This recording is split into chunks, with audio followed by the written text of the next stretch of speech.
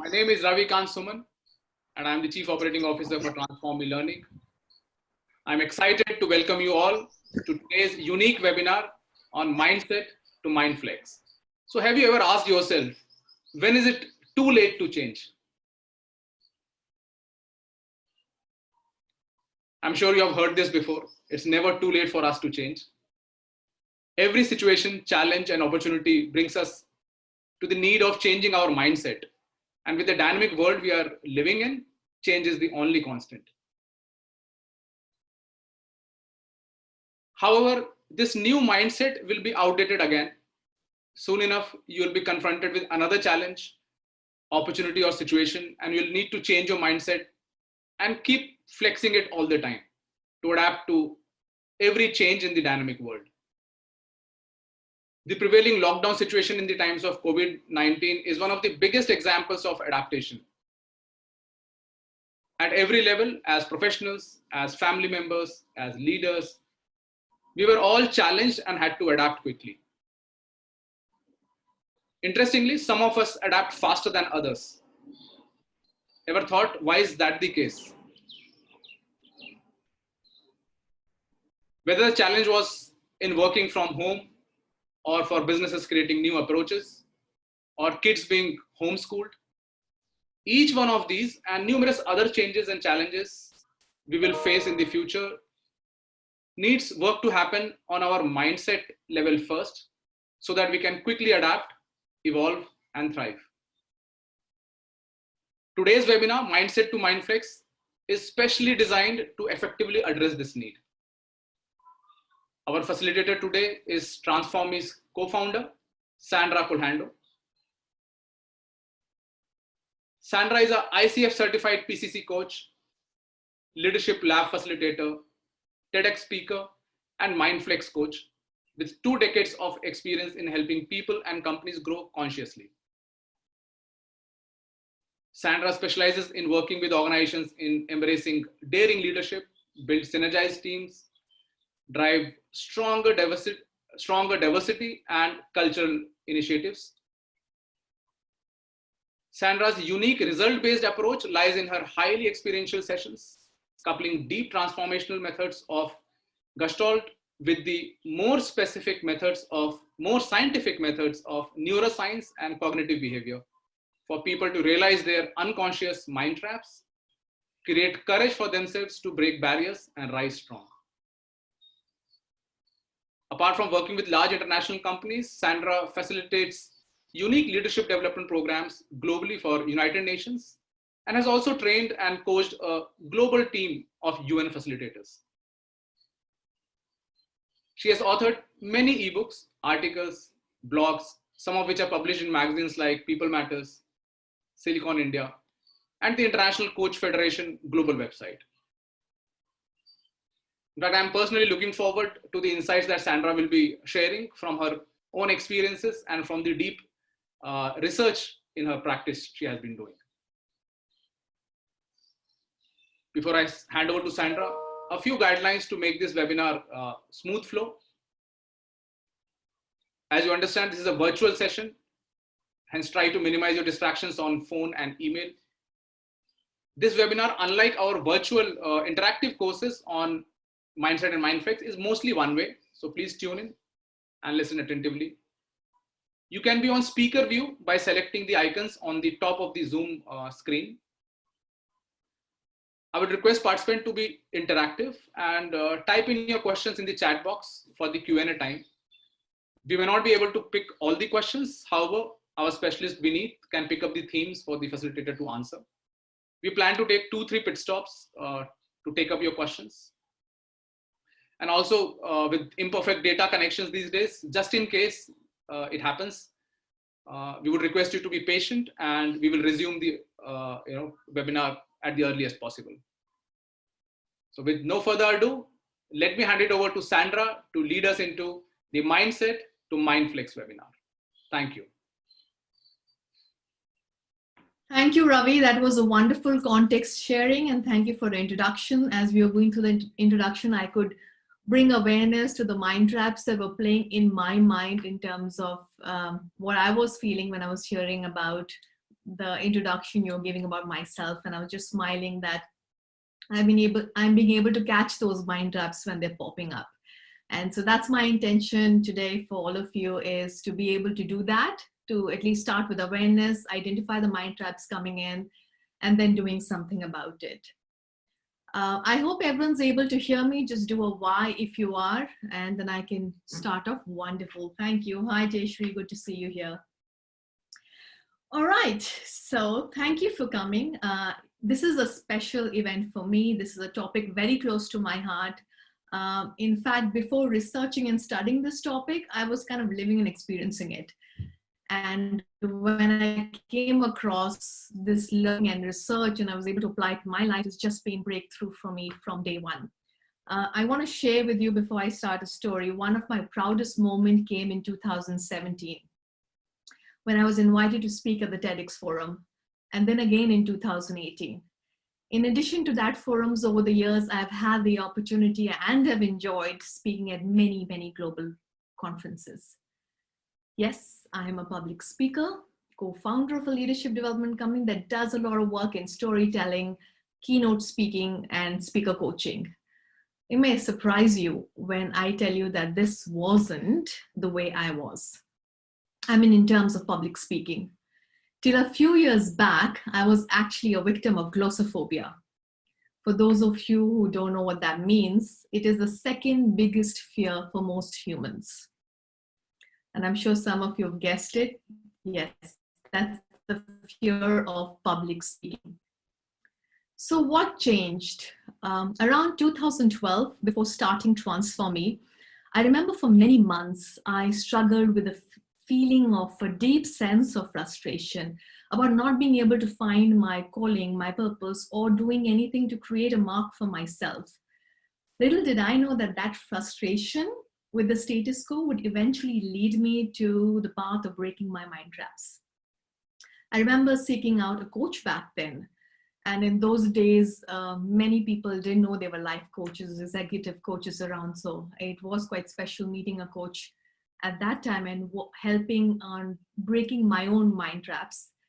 And by the third session, I came home with a huge smile on my face and an absolute conviction about not just challenging my fear of public speaking, but starting a company that works in this space. It's been 8 years, 120 clients, offices globally, and today I can proudly say I'm no longer a victim of that mind trap. Over the last couple of years, I've been wanting to put together a toolkit that could help others challenge their mind traps. I decided the best way to create this toolkit would be to leverage my own experiences as a life coach, as a leadership lab facilitator, and adding to this research, my work on Gestalt, neuroscience, and social emotional intelligence. The end result is a very powerful course that we've created called Mindset to Mindflex. We've been running it for the last year, and we're obviously getting more traction right now because of the current situations where what we have is our mind to help us or enable us to cope with what we are going through in the current situations and to try and unleash the traps that we may have. So this webinar is a sneak peek into those mechanics of this tool. I look forward to sharing it with you today. But before I start, I want you all to take away something for yourself from this session. And I just don't mean what I'm going to be sharing. I want each one of you to go back with something, an aha for yourself or a tool for yourself. So before we do that, can I invite all of you to get your pen and paper with you, and let's do a very, very short exercise. Unfortunately, we don't have time to share that out, and I guess it works out for the best because we want you to keep what you're sharing with yourself right now and go with the flow and see what comes up for you. So what I'm going to invite you to do is take a pen and paper and write 3 things you always wanted to do but never got around doing it. And you could probably start your sentence with, I can't do whatever, public speaking or whatever comes to your mind, or I hate doing, or I believe I'm not good at doing. So just take a few moments, write down those 3 things that you've always wanted to do, but never got around doing. And as some of you finish, you can just keep putting a Y so I'll get a good sense. An indication for me to move on. All right. The next step I want you to do is what actual evidence you have to support this belief or this thought. So it could be something that you tried in the past and you didn't get through. So when I tried this, that's the evidence you have. Or in some situations, I mean, you may not even have the evidence because you never tried it. So you can say none, I don't have any evidence, but I think I'll be able to master it because. So put down your thoughts on why you think you haven't been able to do what you wanted to do. And again, if you could put a why when you finished. All right, so let's park this for now and we'll come back to it a little later and see what we can do about these two things for you. So what are we solving when we talk about mindset to Mindflex? So what comes to your mind when we talk about mindsets or mind traps or challenges? How many of you can resonate with what's on your screen right now? That you felt in the past or you're feeling some of it right now? I bet a lot of you can see yourself somewhere on this slide. So let's do a quick poll to see what's biggest or most common challenge for us right now. And it could be in the present. So like me, I've gone through all of that and I have some of it right now. So, but what's biggest for me right now, if you can do a quick poll, it's going to be anonymous. We're not going to be sharing who's shared what. But just to get a sense in this group of, we've got 150 people or 158 people, what's our biggest or most common challenge that we are sitting with? Thank you for putting that on the chat box, but we should have a poll that will come out soon.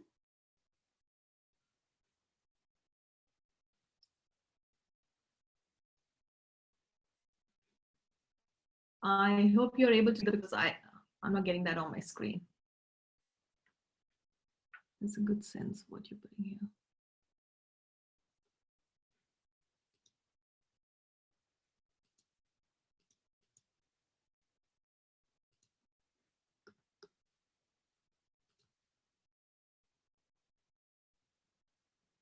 All right, all right.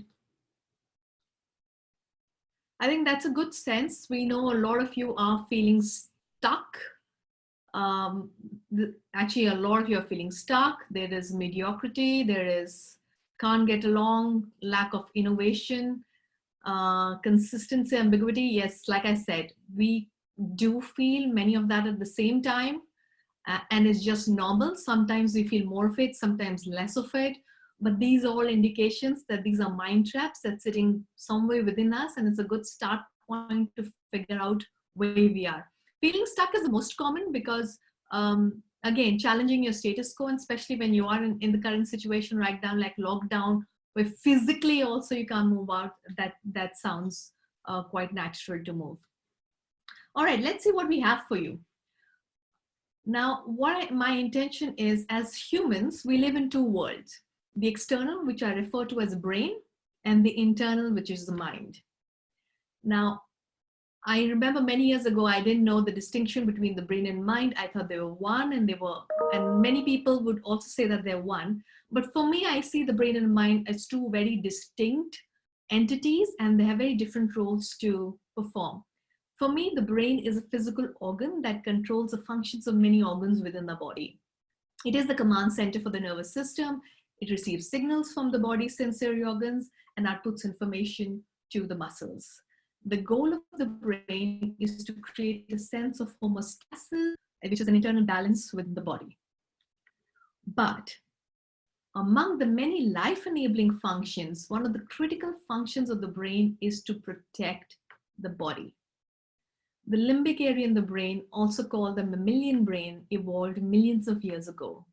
And the amygdala, and I'm sure a lot of you have heard about the amygdala hijack, which is in the limbic brain, can prompt an instant survival response of fight or flight when it perceives danger.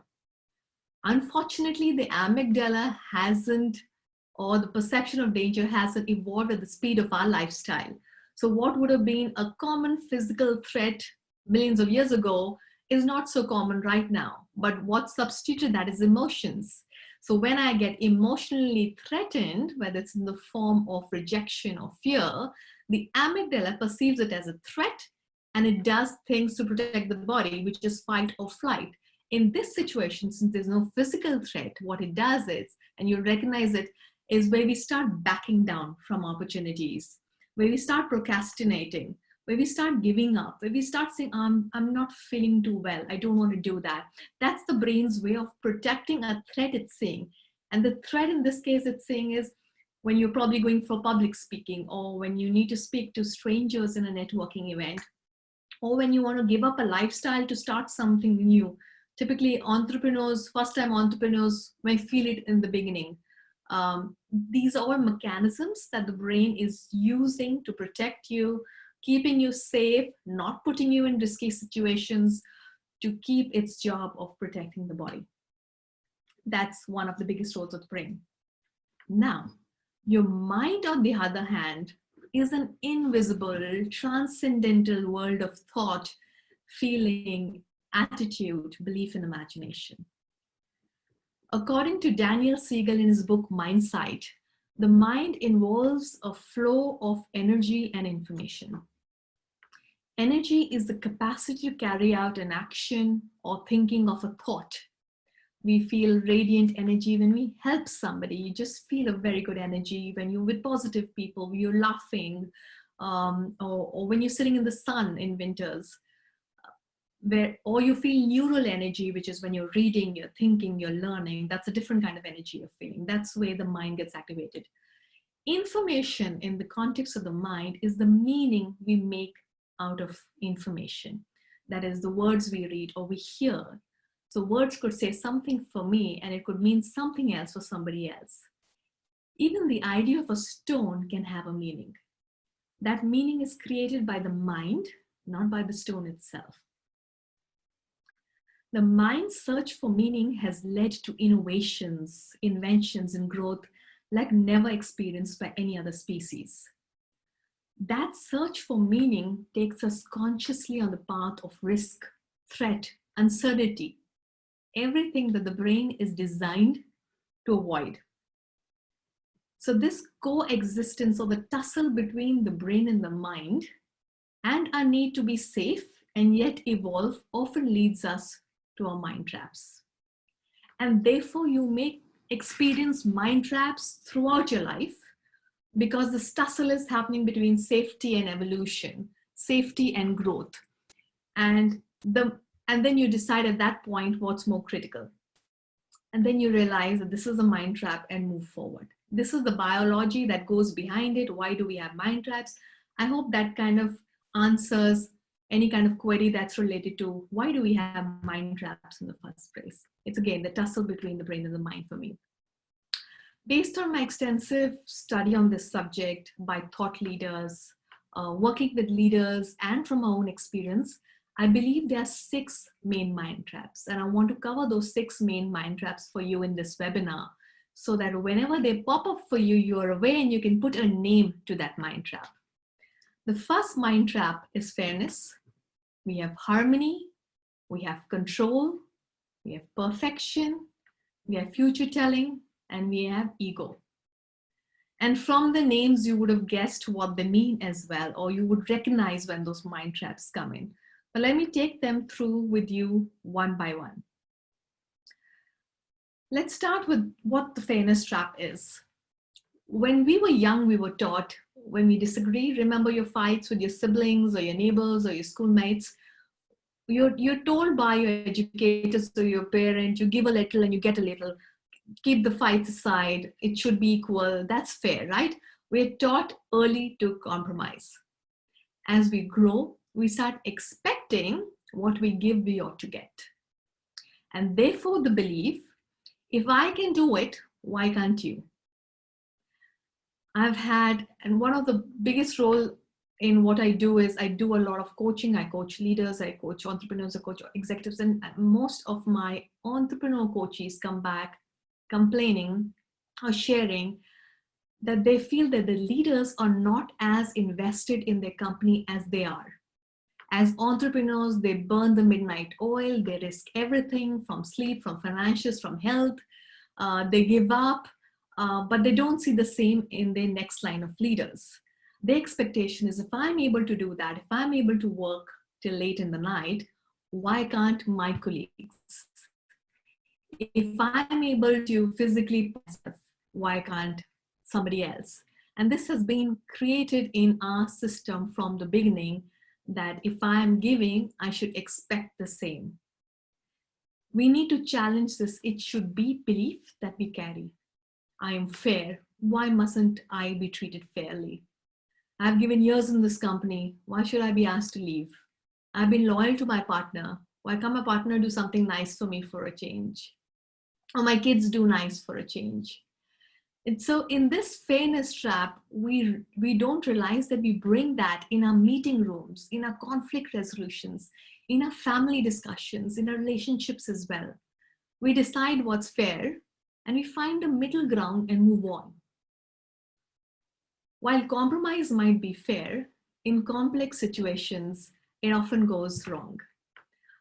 It creates frustration. The other two big problems it creates is compromises. The compromise merges two options and creates one mediocre solution, which may not be ideal for an organization or for any situation if you're looking at just being fair and let's take everyone's ideas. The second challenge that this brings is in situations where we cannot compromise, our tendency is to abandon compromise and collect a group and polarize. We just go against it. Hugh Mackay, who was an Australian social psychologist, calls it strengthening your cages. And that becomes the breeding ground of dysfunctional teams and families. So my mantra that I keep in mind when I get into this fairness trap, and I do get into this fairness trap quite frequently, is life's not fair. It's unpredictable. And if I start believing in this, I will start questioning the fairness trap that I do not expect people to give me. I keep giving to them.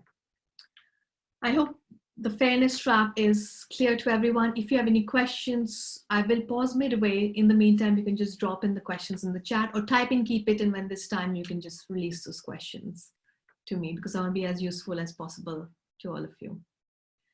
All right, let's move on to the harmony trap.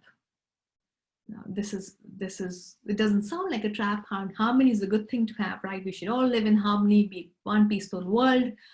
But you know, there is a trap to it. And let's find out what that is. As I just shared on the fairness trap, humans are drawn to agreement as a sense of connection and as a force of survival. Our capacity to collaborate makes up for our deficiencies. We are wired for connection. Matthew Lieberman, who's a professor in UCLA, and he's also written a very interesting book called Social, Wired to Connect, talks about how our brains make us sensitive to social interactions. He found that social pain, like heartbreak or rejection, is experienced in the brain in the same way as physical pain. Therefore, disagreements at work or family are so difficult to handle well. Our aversion to show social pain could push us towards artificial harmony if we feared being rejected in any way. And this desire to be in harmony, or what I call artificial harmony, can sap us of our courage. Courage to say the hard things, to experiment, to risk failure, to surface conflict. Again, moving towards what the mind wants to evolve. The disagreement is still there, even when people don't talk about it, but it leaks out in small ways. It could leak out in non-compliance with the group's decision. You may say yes at your face, but you just don't do it and have a lot of reasons why you're not doing it. Or you start ignoring, or you're just mentally absent in those conversations or in the group. So people who have teenage children would know that as you, with all your love and intentions, you give a lot of advice to your teenage child, they could just be mentally absent because they just don't want to disagree with you and go through the social pain. Agree with you when they are with you and then act differently in other groups. Or just kind of ignore you completely or say something behind your back. So these are small ways where conflicts leak out. So there's this artificial harmony that's created at the surface, but deep down there is a lot of rumbling happening.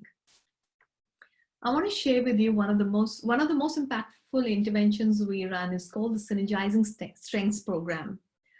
We run labs and not workshops there. Labs are places where we experiment. There is a lot of trial and errors.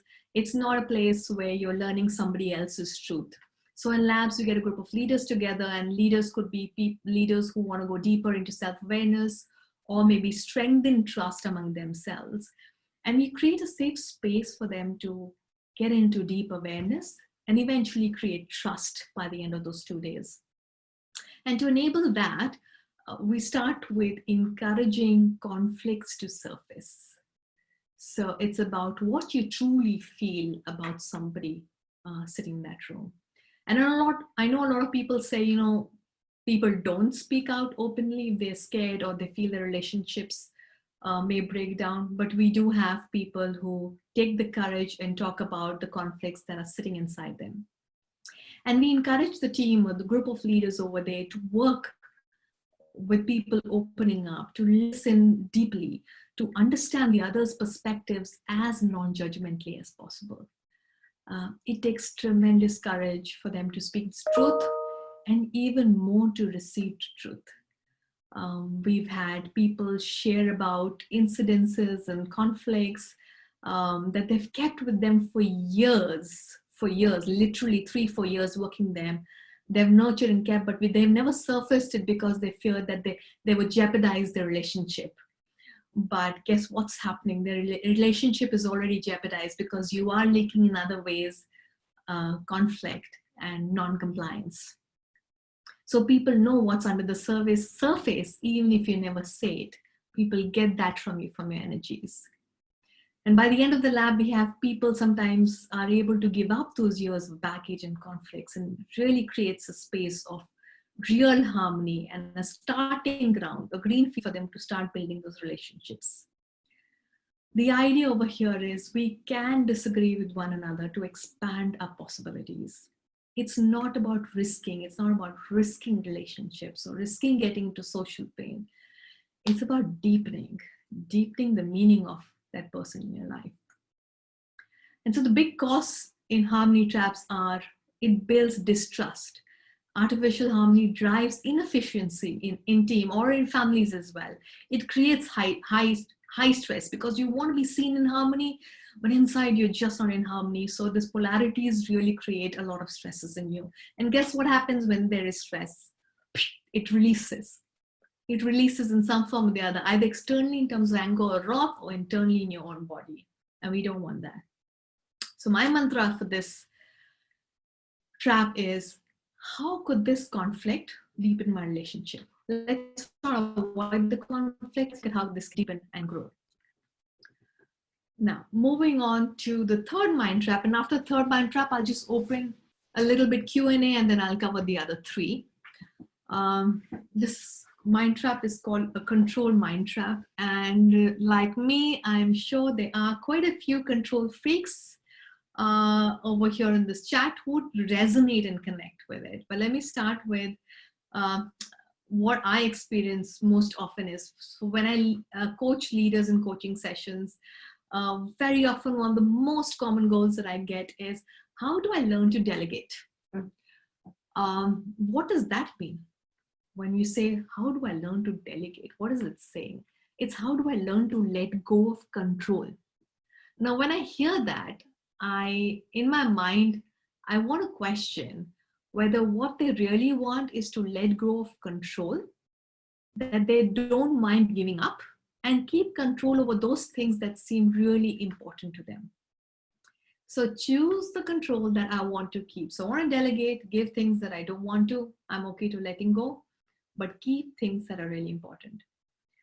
And very often the paradox is the most important things in our lives are the most impossible to control, especially in complex times.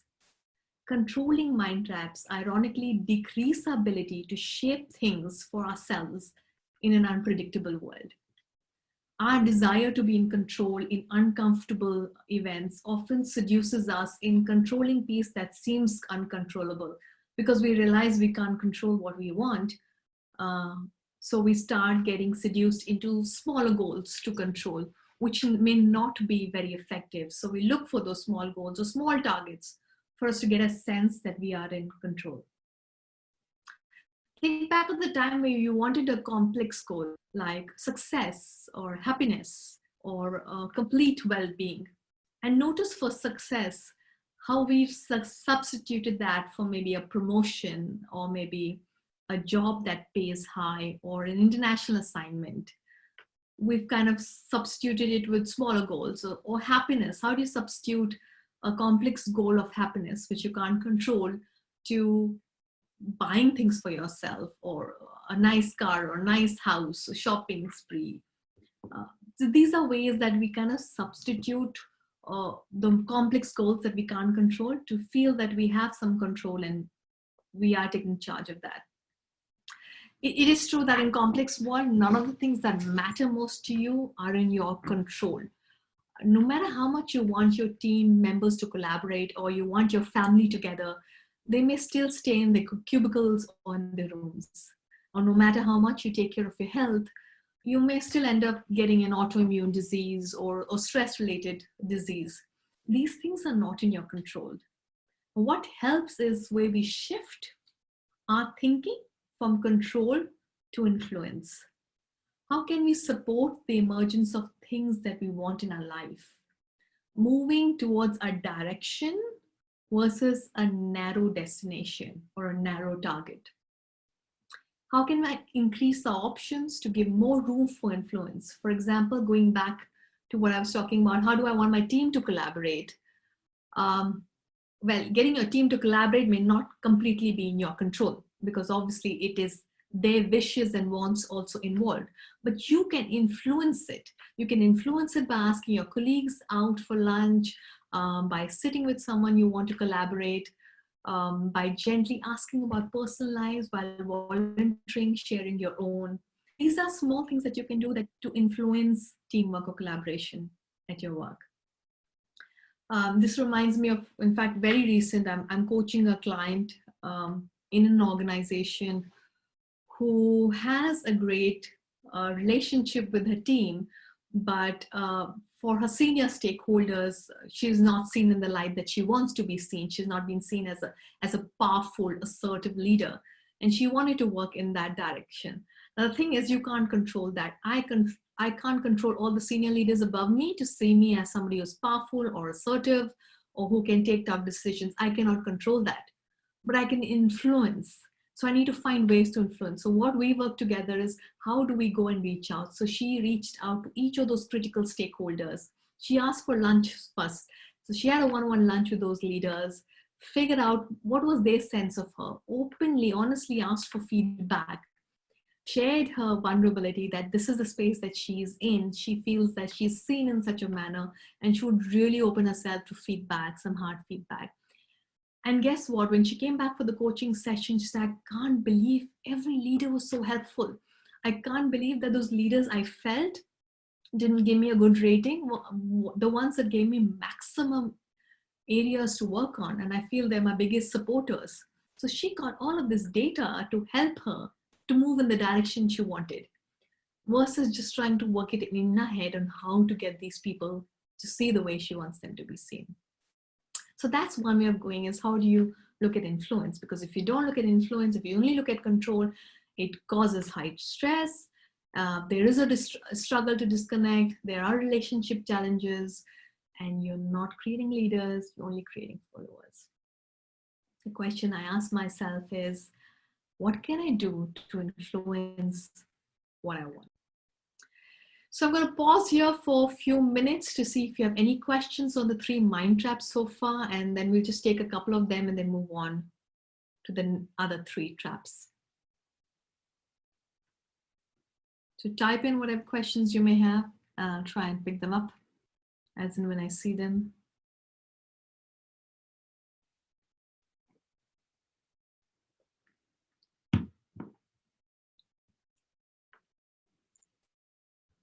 How do I get off control trap? How do I deal with fairness trap?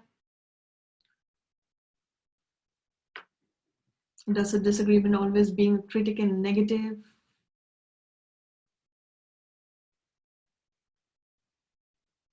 If a solution, okay. So how do I get over these traps? You will have a similar question for the other 3 traps that are coming as well. And that's why we did that exercise. At the end of the session, we'll help you identify what those traps are. And I'll be giving you 3 steps to overcome those traps. So hopefully those questions will park for the end to see whether you've been able to overcome those traps. But some of the traps are different in organizations and in areas of work. Absolutely, they are. There's another question that I had is, can you also share more insights on your mantras? I do. This is deliberately not put on slide because I have a slide for you at the end for it. So you will get all the keywords or kunjis to these traps very soon. Does influence eventually lead to control, or should we always just focus on influencing? Interesting. Now, the idea is we're saying control is not the solution. So taking influence to move into control is also not the solution. We're not looking at controlling one particular direction. We're not looking at controlling a target. We're looking at a direction to influence. Like, for example, success is large. Now, in my definition, success could be a promotion. That is something I can control in a way, or a high pay. If I get an opportunity, I can take that opportunity. But the idea is they are in complex worlds. You are not the only entity. You have to deal with other entities, other human beings who you cannot control. You can influence those people. So the best way to work on control is, how do I influence people and work towards more from influencing than in controlling? Does disagreement always mean being a critic? Negative? Absolutely not. So often in our labs, we say the art of giving feedback is an art and receiving feedback is a fine art. So when you disagree, there is an art to it. Is what are you disagreeing at? Are you disagreeing at the person, or are you disagreeing at the situation or the event? You have to differentiate between those.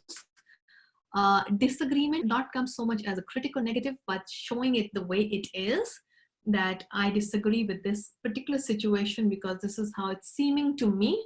Because again, your reality and others' reality is very different. Remember how the mind works. The meaning changes, the words could be the same. So share your perspective and pause and listen to what you're receiving from the other person as well. Okay.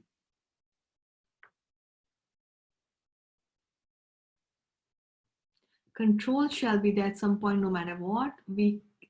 Can we lose the control completely? Good question. Can we lose the control completely? I do not have answer to that. I don't think we can lose control completely, because there are things you should have in control. Like, for example, I control how I want to be today. I want to control the events, or at least the mindset that I want to be in today. I don't want to lose control of that. So that's in balance. And I think you need to discover that balance for yourself. The question you should ask is, how is this control serving me? And maybe you'll get an answer there. So is it serving me or is it not? You could probably get an answer for control. Okay, so I want to control my reactions. Good point, Ashish. I have a long answer to that, but I'll keep that at the end. All right, love it. How's control serving me? All right, so let's move on. We'll have question answer round at the end as well. So this is the control trap. Now let's look at what the next trap is. This is, I shouldn't say my favorite, because I end up doing this and I've lost a lot of opportunities with this trap, but the perfection trap. I bet each one of us has at some point said this to ourselves: I'm not completely ready. How many of you have said, I'm not completely ready? Raise your hand or just say yes. Sometime in your life, there was an opportunity on your door and you said, I don't think I'm completely ready. And before what? Absolutely. And that is your perfection mind trap.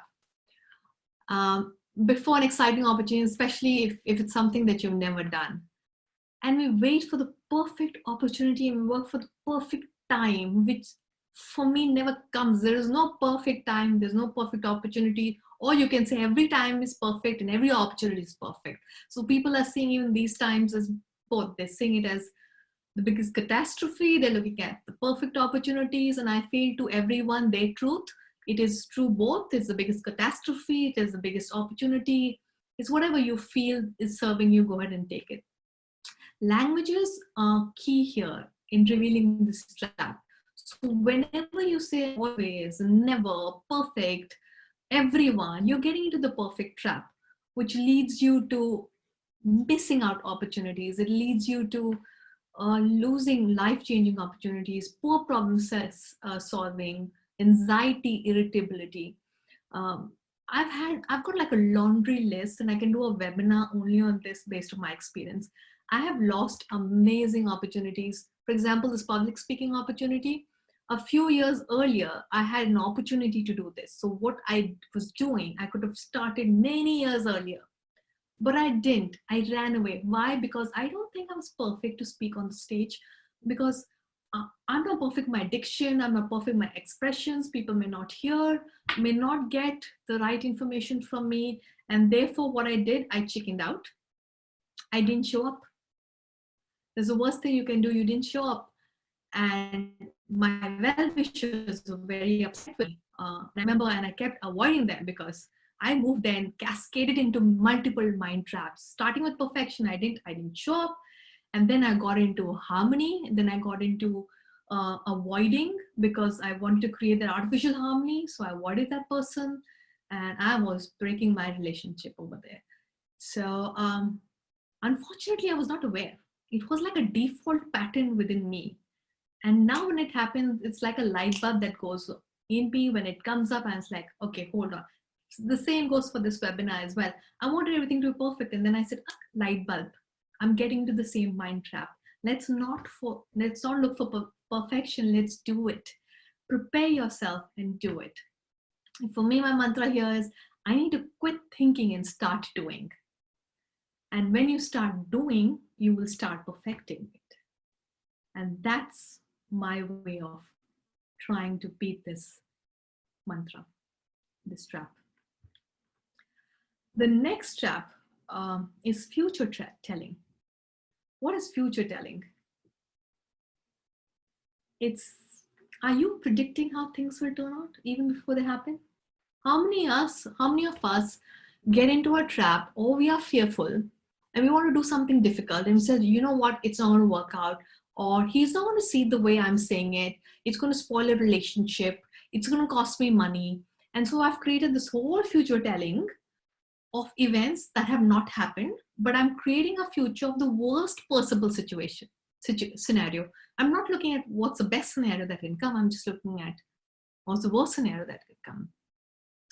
Although it is a useful strategy to have if you've got experience, to use that experience and go ahead and do that task.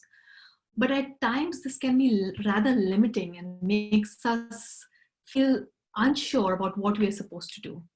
The way you think about yourself will turn into a reality. So if you think it's not going to work out, guess what? You're not going to be doing it, and it's not going to work out. So you're drawing inaccurate conclusions based on what you're telling yourself in your head on one possible scenario only, which is the worst scenario. I've had many people, including myself, who've given up on opportunities. There was this leader I was coaching who had to write this letter to a co-founder, but couldn't, because he felt that writing this letter to co-founder could break the relationship, not only the relationship in terms of the friendship they had, but also getting down into the business relationship and how to play out and implicate and financially for them as well. And that was the worst situation that this person was looking at. Then we broke down on how we can do this. There's a very funny incident, but it worked beautifully with my coaching, and he came up with this incident. Was this coach was into fitness, into exercise, into building his body, and so those analogies really associated well with him. He could understand the dopamine and what happens to the body when you exercise. So he was very strong at it. But there was one very senior leader he couldn't get along in the organization. Every time they would come together, there would always be conflict. There would always be them defending each other, and it would just become very toxic. This environment would be toxic. They wouldn't take feedback from each other. It was very critical for both of them to work together. So what we did is we said, okay, let's change this mind trap. Let's not look at the future. So every time I meet him, it's going to work out into a conflict. Let's change that for yourself.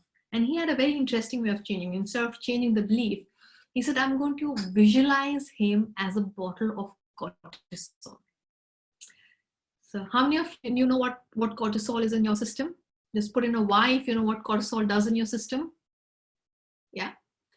Cortisol is the chemicals in your brain that releases stress in your body. So when it releases stress in your body, what it does, it creates a lot of diseases in your system. It'll cause depression, not well, and many other implications to it. It basically does not bring your best self out. So every time he visualized him as a cortisol bottle, he visualized him drinking it, which means is my client is looking at him, looking at the person and him drinking the cortisol bottle. So what is he doing? He's drinking that stress inside. He's drinking the slow poison inside.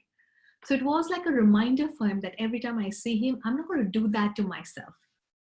I'm not going to give myself that stress. And what was those stress or the traps that he was looking at in when I interacted with him is just going to end in a disaster. And then it was very funny. In the next coaching session, he would come back and he says, that brought us. So every time I see him, I smile because I'm seeing that big cortisol bottle. And then I had to ask him, I hope he's not getting offended with that. But he says, no, it's not offended, but I start smiling, which is good. And then we start having these conversations and things start working so much better between us. And I said, brilliant, if that works for you, I'm going to use this example everywhere. He's like, go ahead and use this example everywhere. So that's a great way of how he changed his mind trap of just expecting something or expecting the worst of a certain situation and turned it to something that let's look at what other possibilities there are. And that brings me to what my mantra is how do I avoid procrastination, inertia, anxiety, depression is what can I look at other options, other possibilities that can bring me out of this trap. All right, now let's move on to the last, and I'm leaving the biggest for the last. What is ego? What is the ego mind trap? Most of you would know what ego means. Ego is self, right? We are trapped in our own egos. We are trapped in ourselves. We have cultivated a particular way of being through our lives to grow into this person we are right now. We invested a surprising amount of energy showing that person to the world, defending that person from harm. We don't consciously protect or defend our fragile egos. It's just part of a protection mechanism to justify why we are right. Holding on to current self makes us turn away from learning and possibility. We believe that our biggest changes are behind us. We don't see ourselves changing too much in the future. If you look at us, we'll say, in my 30s, I changed a lot. In my 20s, I changed a lot. And we somehow feel that we have arrived where we're supposed to arrive. And because we've invested all those years of creating me, I want to protect that me. I want to show that me to the world. Protecting the person we've become turns out to be nearly a full-time job. Bob Keegan, Lisa Lahey, they are two they're psychologists and professors at Harvard who had also written a book, very interesting, called Immunity to Change. They write, in organizations, most people are doing a second job that no one is paying them for. People are spending time and energy covering up their weaknesses. They're managing their impressions. They're showing themselves to the best advantage, hiding the limitations, uncertainties, inadequacies. We end up hiding this effort even from ourselves. We're consciously not doing it, but we're doing it, and we're spending so much of energy just doing it. We're not aware that we're protecting and defending our ego. We can find signs of it, like when you ask something, when you start blaming others. I did my job, but that person didn't do his job. That's a way of protecting your ego. Or when you start get angry or there's a wrath coming out, I told you to do something, why didn't you do it? Now I have to go and face my boss in those situations. I tried to delegate and see you screwed up.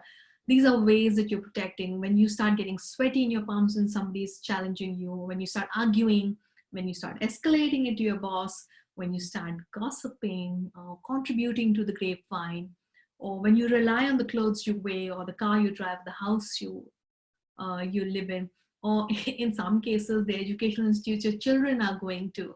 That's all in a way you're trying to protect yourself, your ego.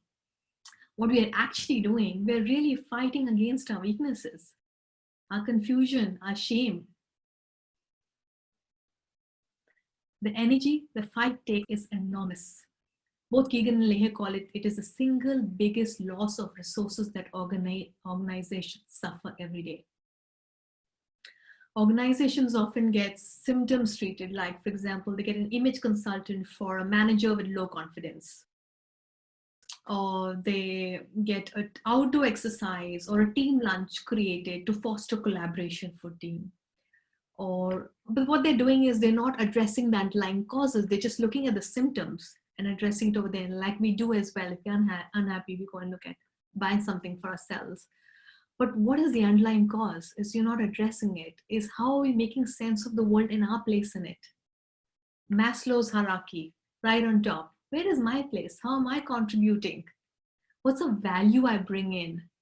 And how do I find out is what do I want to be next? Do I want to hold on who I have become today and stop learning my growth? Very often in our Synergizing Strengths labs, we see those behaviors playing out where people initially are just protecting themselves, holding up an armor. And then eventually you see beautifully those armor breaking down into vulnerability and people opening themselves. In one of the classic mismatches of our human system is our relationship to our own vulnerability. It's totally different to our relationship to how we see vulnerability in others. When we admit to something publicly that may threaten our sense of identity, we feel shame, embarrassment, maybe fear. But others watching have an opposite reaction. They feel admiration for us. They see us courageous to do something like that. We are ashamed of our humanity, while others are drawn because of it. So the cost to it is poor learning. You've stopped growing. You have superficial relationships when you're hiding your ego. You make ineffective decisions. And a way to get out of it is, who do I want to be next? Who can I aspire to be next and continue growing versus just continue holding on and protecting who we are? So these were, my friends, the 6 mind traps that I have experienced in my life. So I'm sure there are many more mind traps, but these are the 6 that I've consolidated from my learnings, my research, working with leaders, which I feel are the top areas that people struggle with. What I want to do is, what I want to give you is, in this webinar, a short webinar, is a 3-step approach to overcome mind traps. So when your mind traps are really deep, it helps to get a coach to help you break those mind traps, because you may not be aware of it. Like, I was not aware of it. I just felt stuck and frustrated, couldn't figure out mind traps still, and my coach helped me out of those mind traps. But I want to share with you 3 steps that have come, and hopefully you're able to move ahead and break those mind traps with the 3 ones that you wrote today.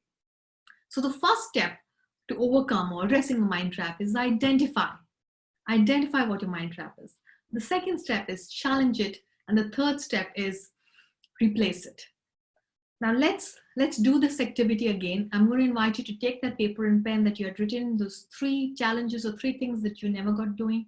Get that paper up, and I want you to identify what's that mind trap. So pick up the first one, or any one of those 3 in whatever sequence. So you've written 3 challenges, just pick up any one and go through which one of this mind trap is this falling. Now you may see 2 or 3 mind traps coming from it. That's fine. Look at what is the biggest that comes from you, from what you've understood so far from the 6 mind traps. And what I'm going to do for you is, I'm going to put those descriptors for each of these mind traps. Take a few moments, look at those descriptors, look at the challenge that you've written for yourself in paper, and just label it. This is my fairness trap.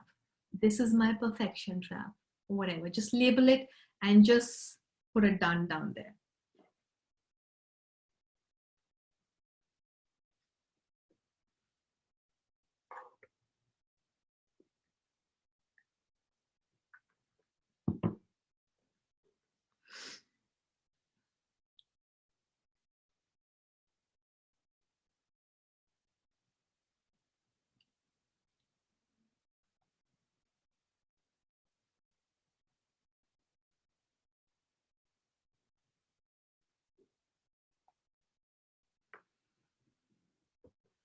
Okay, Sandeep's done.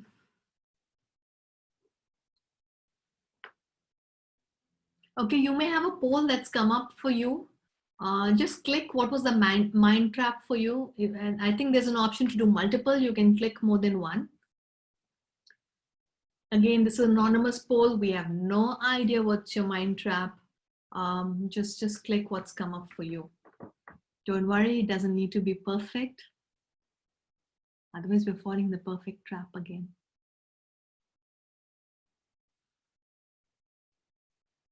Great.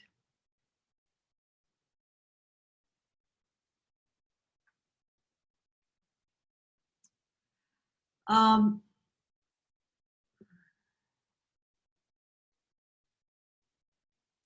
right, so this is not the mind trap that's come. This is the first poll. Vivek, I don't know whether you can hear me. There is another poll that talks about the mind trap. These 6 options would come in. If you could have that on.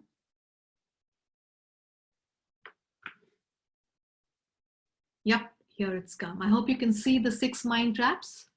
They should have multiple options.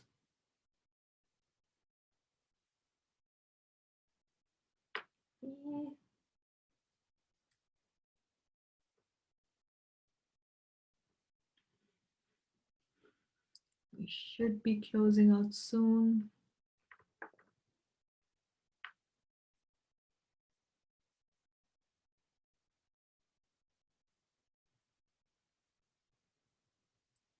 %65% of you have done it. If you've done it, just click on the mind trap on the poll. We'll see what's biggest for us.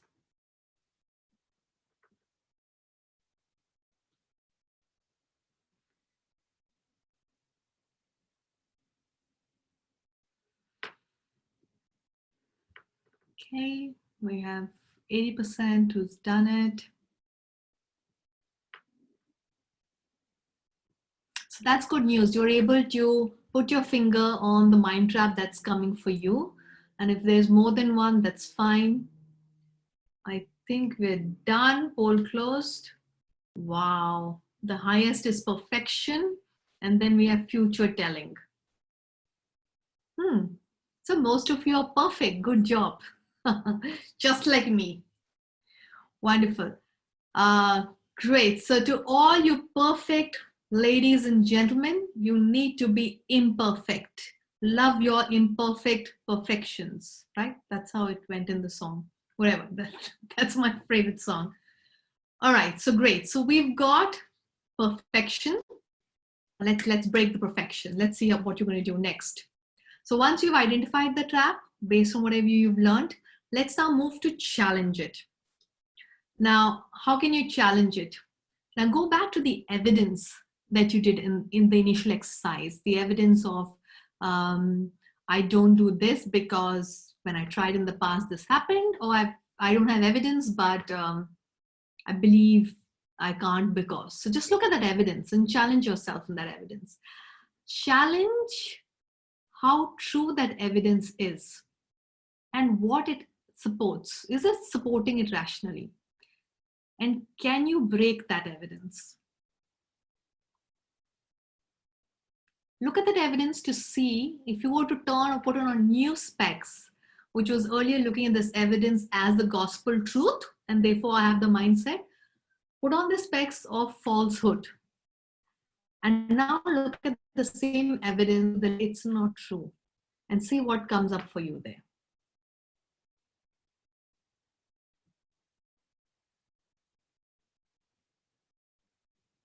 Or find holes in that evidence that, like a lawyer, you're finding holes to debunk this myth or debunk this evidence. Find holes that, yeah, I know I failed last time. So yes, I failed 3 times. So what rule is there that I need to fail twice and then it says that this is my mind trap? Or if I don't have any evidence, which I see a lot of you have future telling, which means you don't have evidence, maybe. That's a debunk in itself. I don't have evidence. Can this be scrapped? All right, so let's now move to the last, replace. Now, Remember, some of you asked what was the mantra I was saying in each of the mind trap?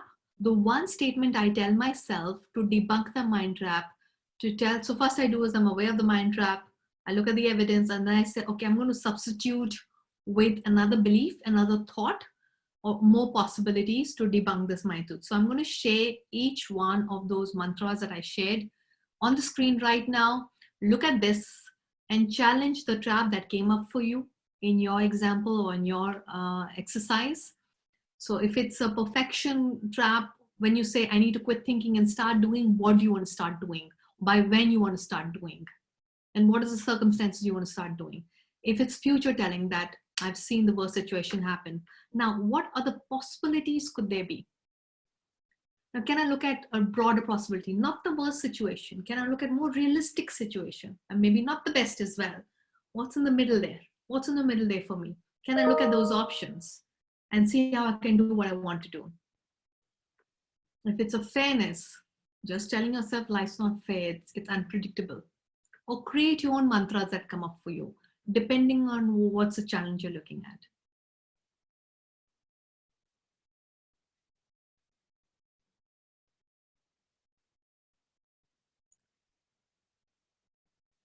Thank you, Puneet. I love that term, mind hunter. You're like a mind hunter. You got me thinking I can do it now, where I was not confident an hour ago. Amazing, Puneet. And that's all we need to do. We all need to be mind hunters, find out those traps, pick it up, and make our brains more flexible. That's it. We're trying to get a mind flexible so that whatever complexities come in our lives, we just address all of them. We're not setting our mind to a particular style. Just flexing. You never know what tomorrow brings us. What's the new normal? This is the new normal now. And then in 6 months, we don't know. Thanks, Sandeep. I'm glad you got time to also reflect and challenge your own.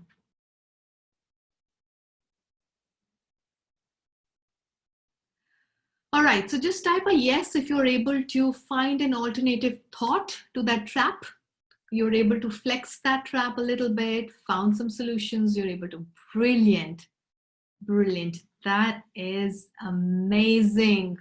You guys are the best group. And I've not even paid you to say yes. Good job, great. So like I said, most of us are able to do it. If you feel your traps are really deep, do find somebody. You may not want to invest in a coach, find somebody so that you share this out. If you're unable to do it on yourself, consider help from somebody else. Giving them evidence, asking them, expressing your thoughts, and just listening to it. Sometimes you get clarity when you just voice it out. So just sharing it out, you may just get that clarity. So I want to close with this. Your mind is very powerful, yet we spend very little time reflecting on the way we think. And like most of you have spent that time today and you've got that value, imagine the value we get if we keep thinking about ourselves and what we are thinking. The way we think about ourselves turn into our reality. If we don't draw inaccurate conclusions like I did in my mind traps, we lose the capability of what we could do, or we limit our own potential.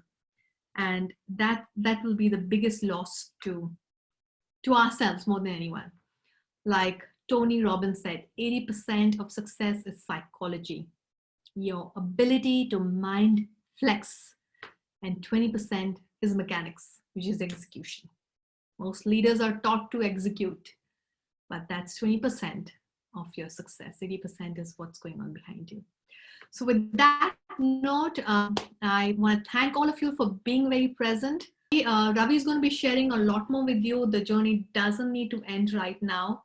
And I'm going to now quickly hand it up to Ravi so he gets the right time to share with what we have for you. So thank you everyone once again for being an amazing, amazing audience, for being so active on the chat, for responding so quickly. It just makes my day to see all your responses. Thank you. Over to you, Ravi.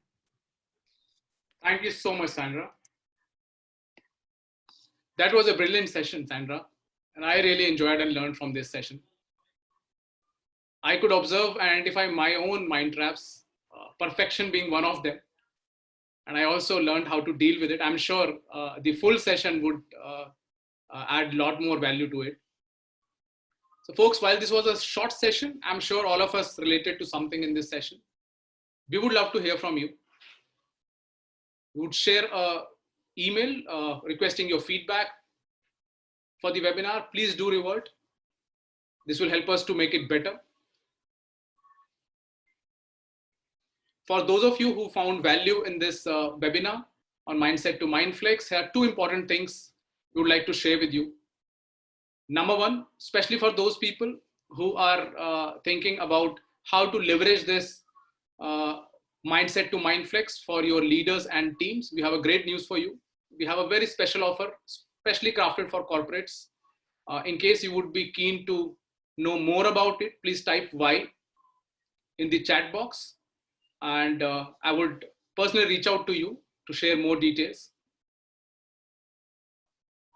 I repeat, in case you would be keen to know more about this workshop, Mindset to Mindflex, and you would like to explore how you can extend this to your leaders and teams in your organizations, please type Y in the chat box. And I would reach out to you personally to make sure that you get the complete details.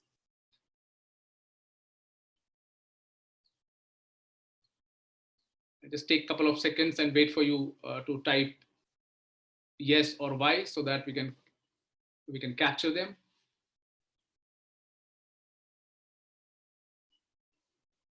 Great. Meanwhile, let me quickly give you a glimpse as to what is there in the full workshop.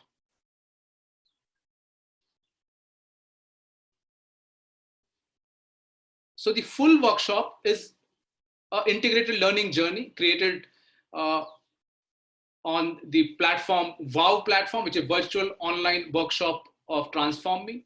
It brings in best of the two worlds, self-learning modules and virtual interactive sessions, power packed by 9 interactive tools, some of the tools you experienced during this webinar, and spiced up by TransformMe's unique facilitation abilities. That's what sets this full workshop on Mindset to Mindflex apart from others. A quick glimpse as to how this journey would look like. Sandra, if you could flip this slide. So the full journey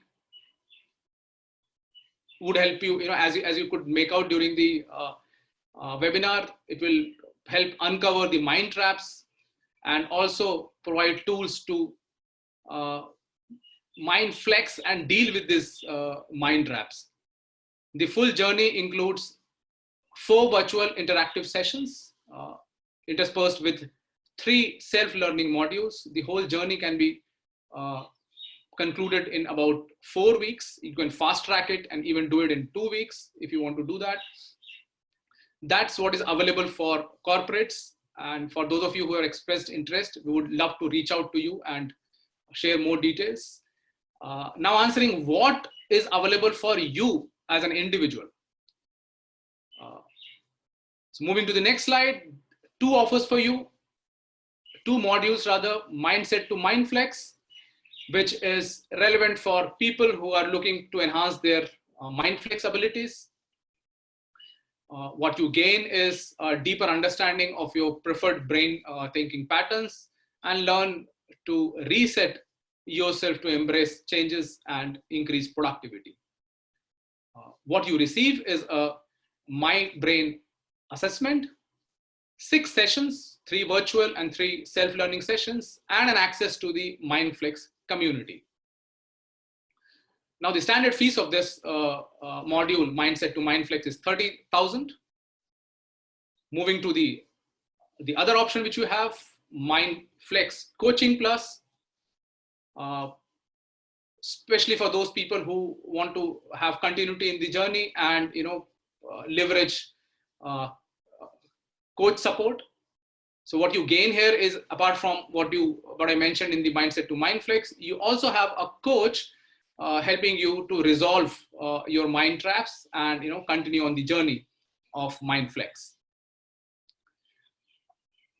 In addition to the My Brain assessment, the 6 sessions and access to the Mindflex community, you get 3 Mindflex coaching sessions.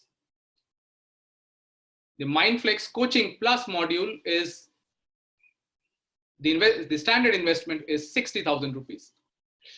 However, since you are special for us, you attended this webinar, we want to sweeten this up and offer you a straight 50% off. So Mindset to Mindflex, the first module option, is available for 15,000 rupees. And the Mindflex Coaching Plus is available for 30,000 rupees plus GST if you register today by the end of the day. You can find the link in your chat box. You can download the payment details. Go ahead and register today. The offer is available only if you register today. So please avail the offer and make best out of it. In case you have any queries on this, you may feel free and post it on the chat box, or you can write to us separately. But make sure that you register for the 2 modules, whichever you choose, today by end of the day. Moving on, as you are aware, TransformMe Learning has been running special free webinars in the uncertain current times. We have concluded 3 webinars today. The first one was the art of storytelling, which was conducted on 8th of April. I'm sure most of you attended that. The second one was empowering virtual teams. We did that on 15th of April. And today we did Mindset to Mindflex with you. There's an interesting webinar and very exciting webinar coming up next week. From mind, now we move to body. We are bringing in a very renowned and senior physiotherapist to conduct a webinar on staying fit and pain-free during lockdown. So that's the title, very, very interesting title. I am personally looking forward to attend this webinar. During the webinar, a lot of work has happened, but the body has started taking toll. So I invite you to attend this interesting webinar next week. Watch out your emails for more details. Till then, take care, stay safe. Thank you so much for joining in.